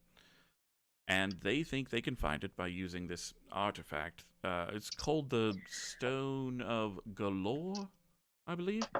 And that's spelled Golorr, Stone of Galore. The fact that I spelled it indicates that it's important. I wasn't going to say a damn word. And this was in the hands of the Xanathar Guild until recently. Apparently, someone stole it from them. And the Xanatharum believed that I knew something about all of this, but I do not. My father and I have not spoken in years. And I would prefer that it remain so. Well, would you say that the relationship with your father has been public knowledge for the lesser station? Yes. Yes, I would. Well, I don't know why they would think that you would know anything about it if you don't talk to your father. Well, I mean, criminal types are not always the brightest, you know. I've noticed. Yeah. At this point, Kirasha's going to move out of the way so that he can finally get out of that smelly room. And he will bow deeply as he passes. Thank you. I am in your debt. I'm sorry that I tried to hit you with a plank, but I missed. Terribly so. You couldn't have done much damage anyway. That's fair. That is very fair. I am small. Not hearing an answer and hearing a conversation, Clay is going to grab a pair of shoes for everyone and make his way back down. Yep. I was trying to get back to you. Real quick, I will say that you also you were still searching like all the rooms and stuff up there? If he's found a door, he'd take note of it, but he wouldn't go too far. Okay. All right. I will say that there is an open set of offices upstairs, and in there you find an unused paper bird. And a paper bird is it's a piece of paper, and it's folded up. It's a magic sheet of parchment. It's folded up into a bird. And right. when you want to use it, you just unfold it, and write a message onto it of 50 words or fewer, and then you speak a creature's name, and the recipient must be on the same plane of existence as you, and as long as it is, the parchment will magically fold itself into a tiny paper bird and fly to that recipient. Okay. Then yeah, he'll pocket that very carefully. He'll actually put it in the back of the book. Okay. So you can add that to your inventory on D&D Beyond. It is one paper bird. So that'll come in handy at some point, I'm sure. And to answer your question a little further regarding his relationship with his father, he will say that there are those who believe that my estrangement from my father is a show, a sham, a farce that we put on, that it's all an act, and that anyone who bears the Neverember name is, much as he was, an enemy of Waterdeep. But I can't live my life in the shadow of such accusations, so what am I to do but laugh them off and have a drink and try to forget about them? Of course. Understandable. However, yes, you are your own person, so act as such. I do try. And try you must. Okay, so is anyone going to take a look at the bodies, or are we going to move on from here? Akbar will move in to investigate the bodies once Rainier is out of the way. Kirasha also wants to investigate the bodies. Okay. I will not make you. I already did that. And he's convinced that there's nothing important. Cordelia's probably going to walk her societal friend out, get him out of there so that way he can go off if we're done questioning him. Okay, he actually will stick around for a little bit, and because he's curious as well about these bodies. He didn't know who had come in and just caused such a ruckus. But Akbar and Clay, Kirasha, Akbar and Kirasha, as you are going towards these bodies and kind of looking through them, you notice a couple of things. The first thing you notice is that all of these individuals are human. And you see that they're all clad in leather armor, and all of the leather armor is dyed black. And it's all of different make. Some of it kind of looks piecemeal assembled. It doesn't look like it's very well maintained. But all of these individuals look hardened. Like they look like they've known a life of crime. They have scars, and some of them are missing fingers. One of them's missing an eye. But the most interesting part is that there are 7 individuals, and who on the palm of their right hand is a symbol tattooed, and that symbol is a circle with 10 spokes radiating out from its circumference. And Kirasha, you would know this to be the symbol of the Xanathar. So these 7 individuals were members of the Xanathar's Guild, and the other 5 all have 3 have a black tattoo of a winged snake on their forearm, and 2 have it on their neck. So there are 5 Zentarum members as well. So 7 Xanathar, 5 Zentarum, not counting the Kenku, who were also members of the Xanathar Guild.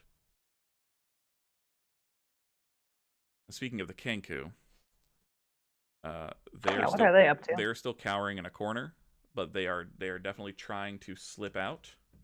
And as they do, as they get close to the main door, you hear the sound of like kind of Or no, you wouldn't have. You guys broke the door down, so it doesn't even matter anymore. Yeah.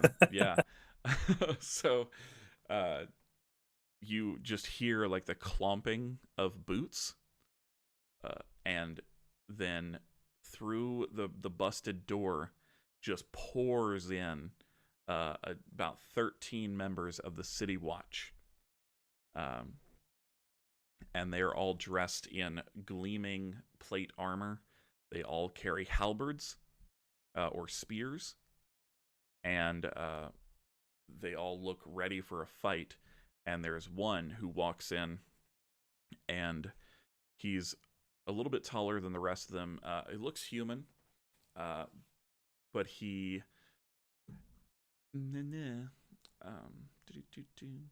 Yeah. I'm trying to think if any of you would recognize him. Rainier recognizes this man, and I would say that Kurasha and Cordelia would as well. He's fairly well known. This is Captain Staget. Heustus? Yeah, Hyustus. I'm going to pronounce that Eustace. Eustace Staget.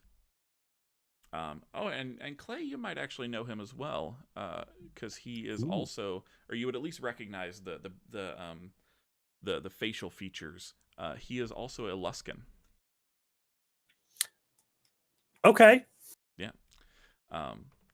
And he comes in, and like he just kind of steps in front of all of these soldiers, all these guards, and he just kind of removes his helmet and places it under his arm after seeing that, like, everything. What does he look like?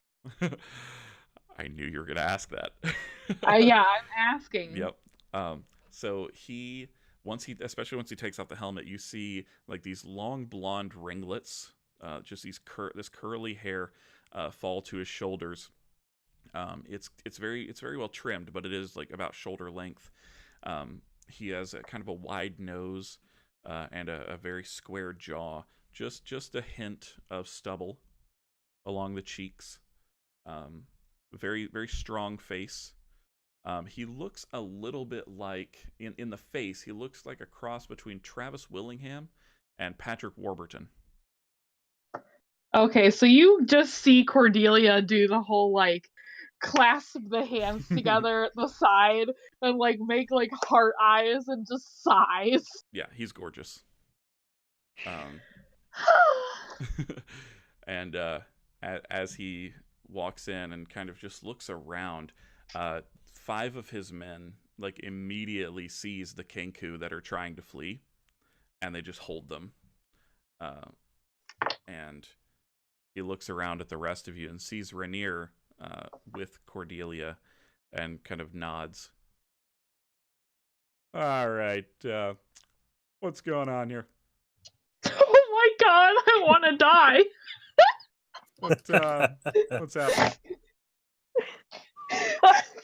Cordelia is still like... Somebody needs to start talking. We were hired. Hired by who? Volo something. Some pump with a frilly hat. Volo Thap Get Arm. Yeah, I know that guy. Yeah, that's him. Yeah, he's a bit of a braggart, but seems like a decent sort. A pretty boy hired us to find another pretty boy. What are you? I'm an Aarakocra. And I can talk. There you go. Oh God, this city. It's so weird. Well, we were hired by a pretty boy to find a pretty boy, and while we were at it, we found a totally different pretty boy. It's going to be a look of acknowledgement on Clay's face, but he's not going to say it. Okay, so you were hired by Volo to find who? Floon. There's a lot of Floons. A lot of Floons. Is Floon's it a very popular Floon name. Blackmar? Blackmar. Haven't heard that name in a while. He likes to cause trouble here on the Dockward. He gets a little toasty. You know what I'm saying? Yeah, I know what you're saying. But you found Lord Neverember here instead. Still a good find. I mean, they do look a lot alike. I could see where the confusion comes from. I mean, sure. Well, they do. Anyway, so you tracked Floon, or you thought, here, and did you kill all these people? Oh no. Oh, good. That's a lot less paperwork for me. He's just a believing. He's rolling.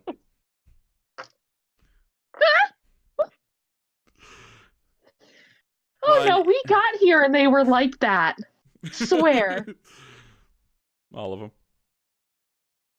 Well, Every last one, especially the the birds. kangaroo The that's birds probably were- still steaming. That's true. Except for the birds. The birds were still Yeah, alive. Kirasha tries to stealthily wipe the blood off her axe. Make a sleight of hand check just to see. Russia, don't mess this up for Cordelia. He's not gonna see this. That's a 14. Oh yeah, he didn't see That's it. not too bad. He doesn't seem to Okay. notice. He does talk to you guys for a little bit longer, just kind of walking through what happened. For brevity's sake, unless you want to roleplay it out the whole way, we can do that. That's up to you guys. I'm good with whatever. I just think it's important to know that Clay has an armful of sandals still. Yeah. And Cordelia's just making love eyes Okay, at this so guy. Staget will look at those sandals and go, "Those are sensible shoes." You And mind then if I- Cordelia's face drops. you think there's a size 16 in there? Oh, Look you at know him. what they say about feet. Nod. Big I Greaves. found a pair that fit. There's probably at least one other pair up there. Good to know. It kind of look to the other guards as well. That's probably enough for them as well. Well, we would never appropriate merchandise that was not bought with coin that we were given. But sometimes things find their way. Anyway, so after looking through all this, it seems pretty clear cut. The Xanathar Guild and the Zentarum just went ham on each other, and now they're all dead. Except for these bird guys. And you guys have anything to say? Xanathar sends its regards. Yeah, I thought so. All right, we're gonna take these fellas in. You guys just keep the blood off the streets. All right. He sure? Ah, Clay is going to take a mental note. Killing people in buildings is okay. as long as it's not on the Just streets. keep it out of the street. Yep. Yep. And not all City Watch officers are as nice as me. So just keep that in mind. And as he they round up the Kenku and put them in manacles, and a couple of the guards start to lead them away. And as they leave, one of the Kenku just screams out, "Follow the yellow signs in the sewers!" No one knows why. But Captain Staget will begin leading a patrol through the rest of the warehouse, just kind of going through and making sure that everything's taken care of. And he will, as he passes all of you, he will hand Cordelia a piece of paper, and it is the code legal of Waterdeep, and I will send that to all of you as well. And on the bottom, in very small writing, very small, is an address. And as he hands it to you, he kind of coughs uncomfortably and keeps moving. Cordelia just like starts nodding. She's like, "Hey guys, do you think he wants to hook up with me?" I could see it in his eyes. You should go follow him, chase him down. Idiot. Professor Love. He thought those shoes were cool. I mean, maybe I could look past that. And Clay's just going to kind of look down at the handful of shoes, of sandals, and then look back to Cordelia and just kind of squint. Those shoes were popular last year. They're a year old now. I mean, you could probably wear them, no problem. But someone like me, they'd write like articles about me in the newspaper and talk about my poor fashion choices. I intend to wear them. I brought enough for everyone to wear if they needed them. We can give them out to the needy. No, they can find their own. This is for you. And he'll hand Cordelia the berry. Okay. And she drops them like comically and is just like, oops. Aww. Yeah, that's your loss.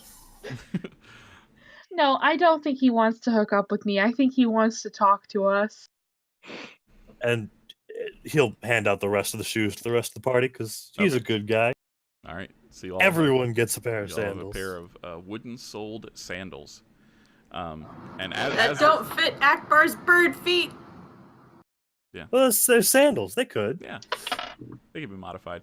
Kirasha, as Clay is handing out sandals, you look over and notice that Rainier has kind of sidled up to you, like as close as he thinks that he can get without getting punched in the face. And he's just kind of hanging out. I don't mean to be rude, but you seem very capable with a weapon. Do you think you'd be willing to train me? Sorry, your voice cut out. What did he say? Do you think you'd be willing to train me? This is not what Kirasha was expecting him to say. So, she does think about it. And then she says, you would have to speak with Cordelia, as she is my employer. Ah. Very well. I shall make a note to do so in the future. I'm tired of being on the receiving end of a beating, if you know what I mean.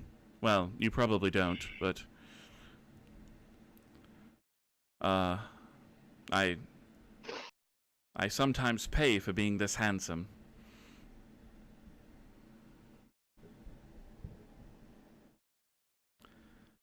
And Cry me a river. And he will, at that point, kind of lean over and he will take one of the swords that was in the pile that the guards haven't moved away yet, and he will look to the rest of you and say, "Well then, shall we track down Floon?" Oh, you're coming with us? Of course, he's my friend. You helped me. All right, then. It seems only fair that I help you. As long as you don't get yourself killed, because I don't want to have to explain that. I will do my very best. No promises, though. And he smiles this big, wide grin. Okay, I'm fine with it. All right. Looks at the rest of the party like, y'all are fine. Yep. And he looks at the rest of you, too, like, it's a group decision. It would be irresponsible for us to let this one wield a sword alone. Fair. You know what? That is fair. Hold on. And he runs over to where the unconscious Kenku is being picked up by the guards and has a very brief conversation with the guards. And one of them hands him the short bow and the quiver that was on that Kenku. And he comes running back over, and he's like, there we are. Now I can stay at a distance. I don't know if I'm more or less comfortable with that. Oh, don't worry. I haven't hit any of my friends in at least a year. And how many of them were you aiming for? You know what? Let's get going. It's a long journey to the sewers, which I assume is where we're going. They did mention the sewers quite a bit. That was my plan. Lovely. Are we still tracking down Floon, or? That's the plan, I thought. All right. Yes. We gotta look for yellow signs when we get down there, though. Right. All right. And Clay is going to look between the party really quickly and just kind of, who is this? Well, do you really want to hear like a long history? No, I just went upstairs to look for Floon, and I come down and Oh, we have okay. a child Darling, with us. darling, introduce yourself to him. He's the blunt one I told you about. Ah, yes. My name is Rainier Neverember, son of Dagult Neverember, the former open lord of Waterdeep. I don't need your titles. Fair enough. Clay. Clay, it's nice to meet you. And he sticks out his hand. We found him in a closet really? surrounded by dead bodies. Let's get to the sewer. Right. I will take you there. I know where they are. Well, what about this address that I was given? And he kind of looks at the paper and he goes, oh, that's the captain's personal home. He does want to hook up with me. And he kind of winks at you and he goes, not as stodgy as he seems. All right, so, and he will finally, he will look at Karasha and just kind of like, look at you with a little shrug and be like, are you cool? Kirasha says, I think we should go to the sewers. All right. With a very meaningful look at Cordelia. Cordelia's like, it's fine. I think, okay, so I think, Kirasha's been around for 3 years, so she knows of Cordelia's, like, hard eyes towards men and how it tends to end up, and so she's going to steer them all towards the sewers.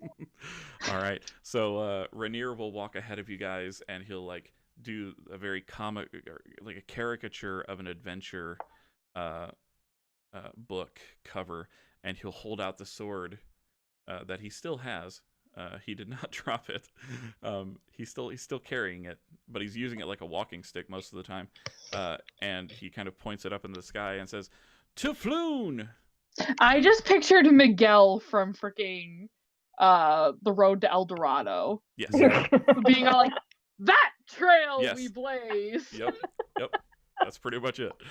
And so the next leg of the adventure will resume next week, next Tuesday. Same bat time, same bat channel. Unless anyone is planning to miss. I'll be here. I'm good to go. All right. Me too. Sweet. So yeah, thank you guys so much for hanging out with us. We went a few minutes over tonight, but just wanted to get that wrapped up. And it was for the giggles. yes, it's always for the giggles. I'm loving this so far. It's so much fun. I'm having a great time. Yeah, that was a rougher combat than I thought. Only in terms of like it took longer than I expected. yeah. But anyway, thank you guys so much for hanging out. And we will see you again. We'll see you tomorrow?